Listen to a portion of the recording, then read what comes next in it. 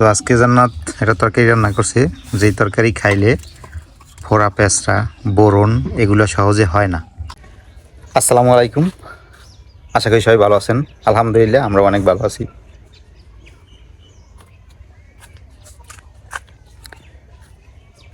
তো সকালবেলা জান্নাত একটু গেছে ক্ষেতের দিকে। আমরা যে কলাই শাক লাগাইছি, এই কলাই শাক আনার লেগে গেছে।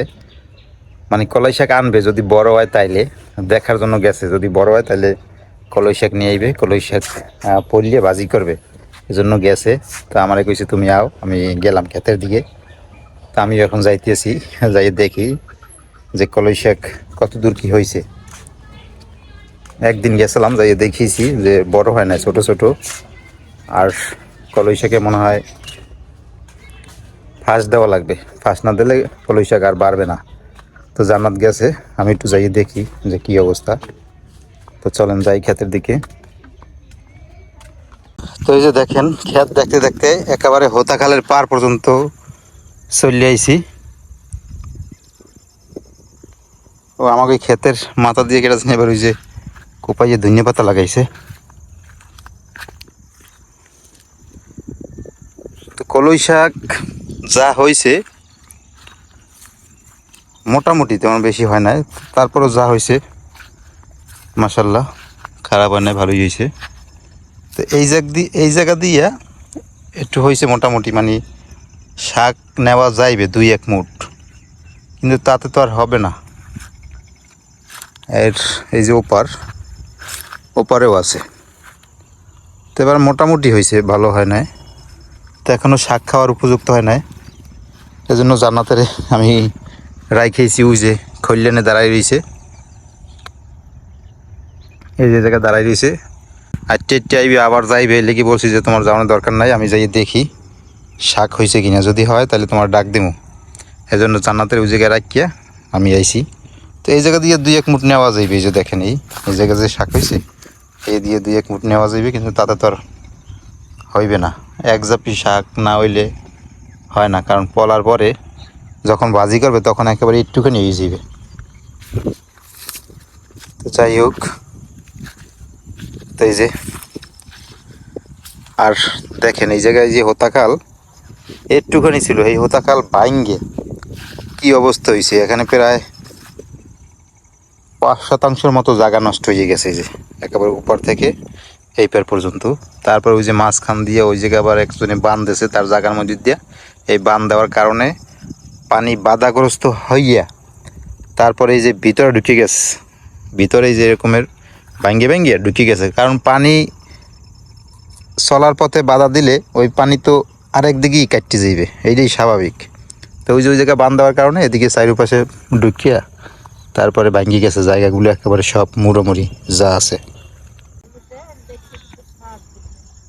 তো আবারে সার দিয়ে দিতে গেছি দুপুরে, তো শাক তোলা যাইবে না, শাক একদম পিরি পিরি।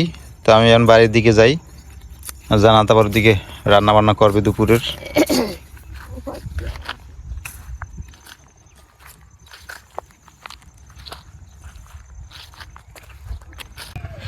তো কলই না পাইয়া আই বললাম, কলই শাক আনতে আইছে জান্নাত, এখন না পাইয়া এবার এই যাইতেছে বাড়ি।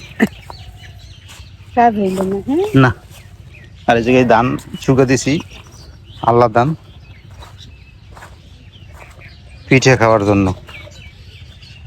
এবার তো শীত চলে গেল, পিঠে বেশি খাওয়া হয় না, কারণ ধান শুকাইতে পারি না, খাইতেও পারি না। ধান শুকাইতে পারি না, তাছাড়াও তোমার লেগে বেশি হয় না, কারণ শীত চলে গেল এবার তাড়াতাড়ি।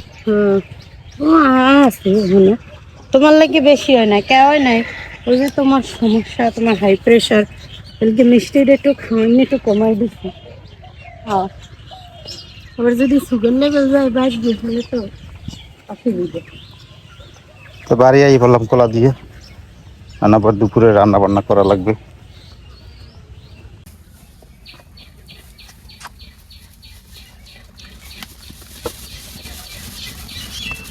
কোলায় গেছিলাম কলই শেখ আনার লাগিয়ে, ভাবছিলাম যে আজকে কলই শেখ রান্না, এর লেগে গেছিলাম কোলায়।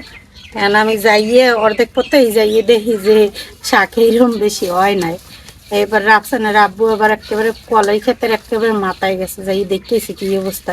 আরে পাঠাইছি যাই দেহ যে ওদিকে বেশি হয়েছে টুইছে নি তাহলে জামু আনে হ্যাঁ হে যাইয়ে দেখে যে না ওইরকম কলে এরকম হয় নাই আর হইলো যে এখন হইলো সার দেওয়া লাগবে সার দিলে কলাই একটু সেঁতবে সার দেওয়া হয় না দেখি কলাই এনো সেঁতে নাই এন ছোট ছোট রয়েছে তাই ও এনো খাওয়া যাইবে না সময় লাগবে এনো খাইতে তাই কলাই না পাইয়া বললাম বাড়িতে মায়ও গেছিল আমার লাগে কলাই তুলবে দেখতে আমার শাশুড়ি মায় কিন্তু কলাই না পাইয়ে হে আবার এই আগ্রা উড়াইয়া আনছে তোলা দিয়ে এই যে এই আগ্রা এই রানতে লইছি আগ্রা দেখতে তো আমি অনেক খুশি হয়েছি অনেক দিন পর শীত আইলেই এই আগ্রাটা খাওয়া যায় আর এই প্রথম হইলো শীতে এই প্রথম হইলো আগ্রা খানো এই আগ্রার লগে আমি লইছিল সিম তারপর টমেটো লইছি আলু লইছি এই রানমু হইলো চিংড়ি মাছ দিয়ে আর এই জায়গায় লইছি ফুলকপিও রানমু চিংড়ি মাছ দিয়ে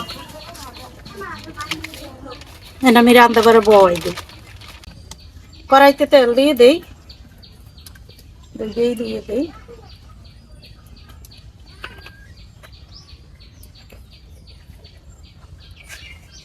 এই কড়াইতে আগ্রার তরকারি রান্না আর এই কড়াইতে রান ফুলকপি আগে চিংড়ি মাছ দিয়ে দেই ছোট ছোট চিংড়ি মাছ তো এই জন্য একলাগে একেবারে বাইটেই লইছি সব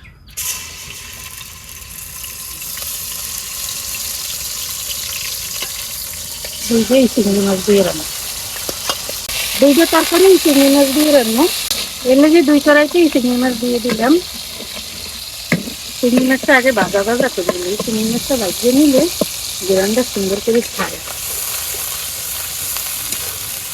পেঁয়াজ কুচি দিয়ে দিলাম চিংড়ি মাছের লাগে পেঁয়াজটাও ভাজে নাই দুইটাইতে চিংড়ি মাছের তরকারি এর লাগে দোনোটাই এক লাগে দেওয়া যায় এইটা একটা দেয় এইটা একটা দিই মশলা সেম মশলা দেখবে তো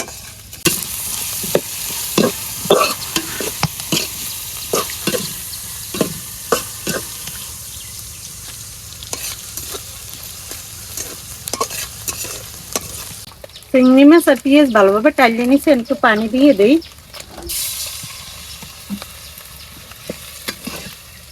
এই কড়াইটা আর একটু ভালোভাবে টালা এই কড়াইটা তো মোটা এই লেগে এইটা তাড়াতাড়ি হয় না আর এইটা পাতলা তো তাড়াতাড়ি হয়ে গেছে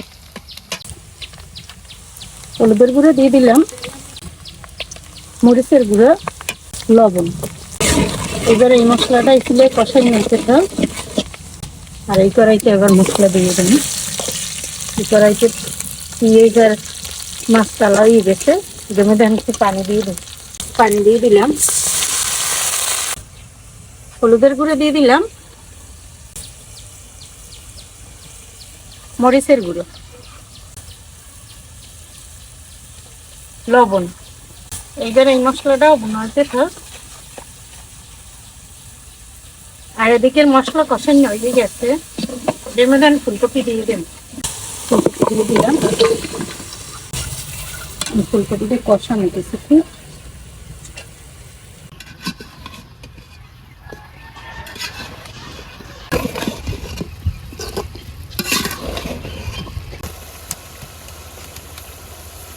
মশলা কষানো হয়ে গেছে আমি তরকারিগুলো দিয়ে দেবো আজকের মূল আকর্ষণ আগ্রার তরকারি এত মজা হয় এই তরকারি দেখা পাওয়ার মতন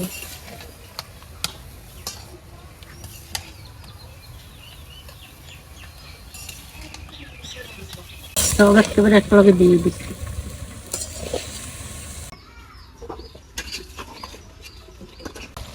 ফুলকপি কষানো হয়ে গেছে আমি জল দিয়ে দেবো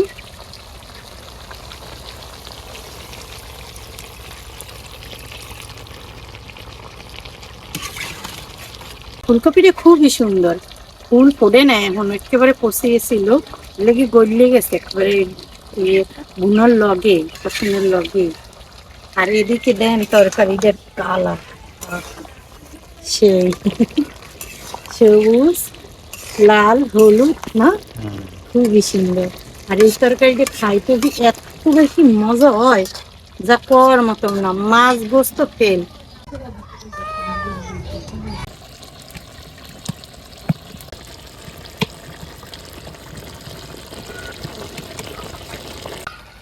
আগ্রার তরকারিটাও কষানো হয়ে গেছে, মানে এটা একটু অল্প করে জল দিয়ে দেবো, বেশি জল দিব না, মাখামা রাখবো। দিয়ে দিলাম, এই যথেষ্ট। আর দিলাম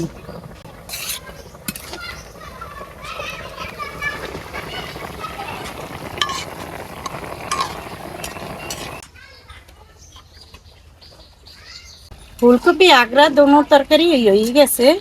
আমি দুইটাই ধনিয়া পাতা দিয়ে নামাই নেবো। আগে ফুলকপিটা নামাই, ধনিয়া পাতা দিয়ে দিলাম।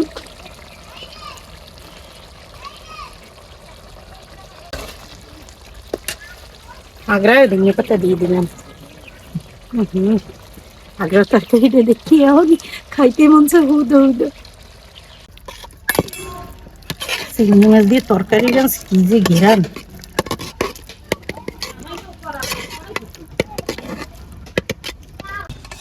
ফুলকপির তরকারি নামাই নিছে, এবার আগ্রার তরকারিটাও নামাইনি।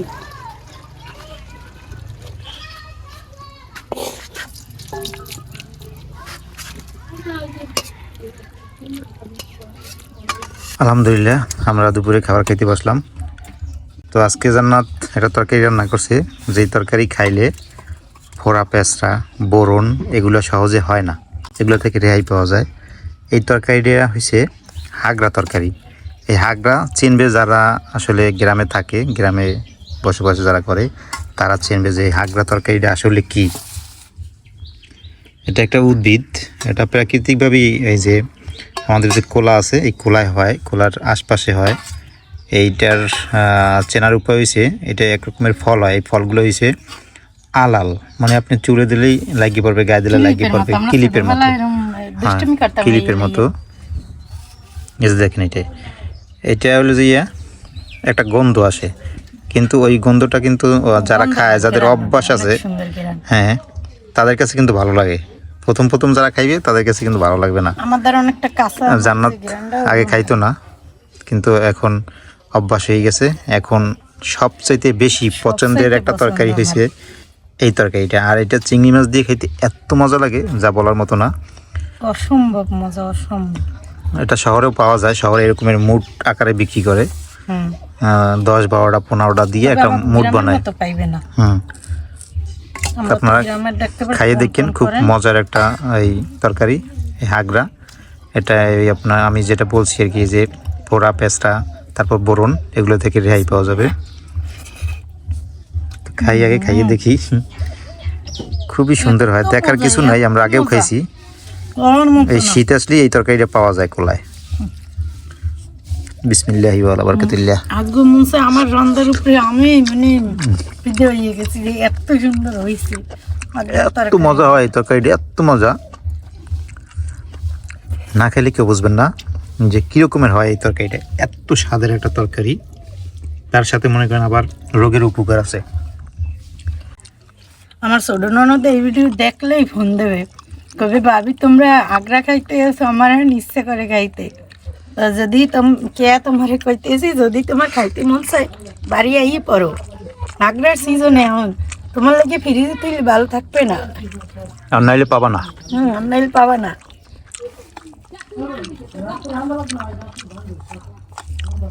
আমার ছোট ননদ তো অনেক বেশি পছন্দ করে এই আগ্রার তরকারি। এত স্বাদের হাগরা,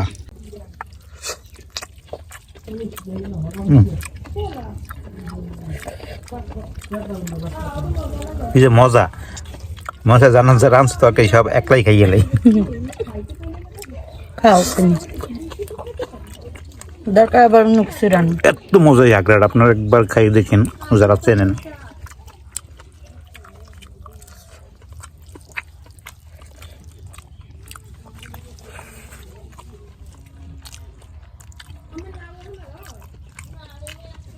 এদেশে এই আগ্রা লয়ে কারাকারি বেঁচে যায়, সবাই উঠে গিয়ে পারে না।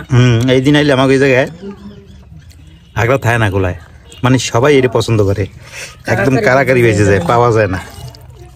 মানে সব জায়গাটা আবার খাওয়া যায় না, এটা যে জায়গায় একদম কচি থাকে ওই জায়গাটা খাওয়া যায়, বাট দুইটা আছে শক্ত, ওটা আবার খাওয়া যায় না, আশ্বাস বাজে। তো কচি যেটা এটাই খাইতে অনেক মজা। এলে কি একজন আর একজনের খোঁজ দেয় না যে অমুক জায়গায় আছে, একলার এমনি খাইয়ে লাগে। তো আজকে এই পর্যন্তই, সবাই ভালো থাকেন, সুস্থ থাকেন, আর আমাদের সাথে থাকেন। আল্লাহ হাফেজ।